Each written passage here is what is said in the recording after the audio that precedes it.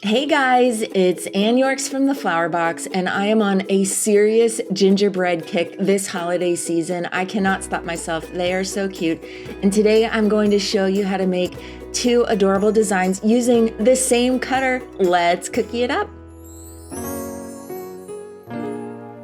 We're going to start off this Santa gingerbread with piping the fur trim on the hat. That just will set me up for success. Add that trim and the pom-pom using white piping icing and tip number 2. Now I'm going to outline the hat using my red icing again with tip number 2. Then I'll outline the little candy cane that he's holding using the red icing. The rest of this cookie, I'm going to finish the outline using that brown icing color, and I'm just going to work my way around the arms and legs.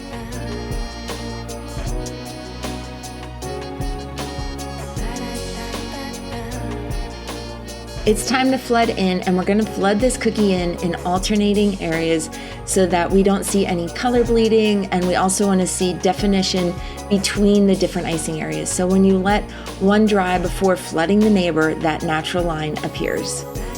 Use your cute Christmas cookie scribe. You can find this Baking Spirits Bright scribe on flowerbox.com to tap that icing into place.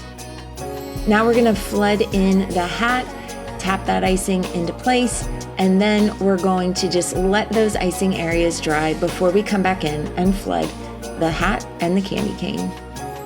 Now this candy cane features a wet on wet technique, so I'm going to flood in the red, and then I'll pick up my white bag. I'm just going to flood in the pom-pom and that trim on the hat, and while that red icing is still wet on the candy cane, I'm going to come back in and add some short white lines of that flood icing.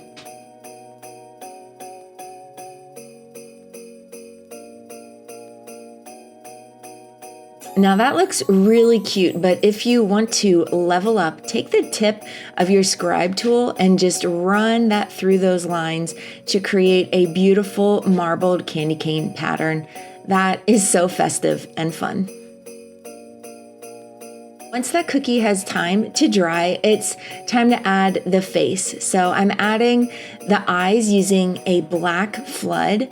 I'm adding the nose using red flood. That will keep those elements nice and rounded instead of using your piping icing. Add a little white dot for the catch light to bring this cookie to life. Now I'll add the smile using piping icing, and I have a tip number 1.5 on that icing bag to keep that detail nice and small. I also sized down to tip number 1.5 on my white to add those swirls on the hat and pipe that accent line.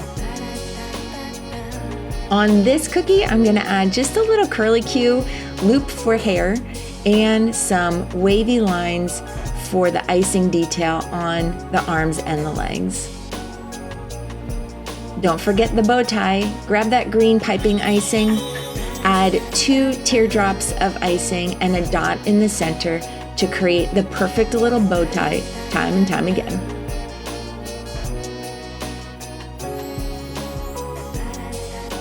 For an extra pop of color, I'm using turquoise for the buttons. That is so cute. I love how it matches my cookie scribe. Do you want to see a second version of this? Let's make a cute little Santa. To create this Santa version, again, I have tip number 1.5 on my white icing bag.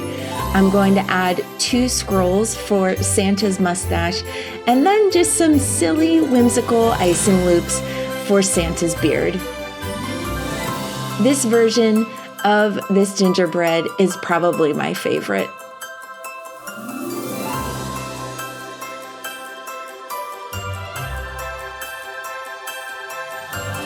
Add some wavy lines on the arms and legs for more icing detail.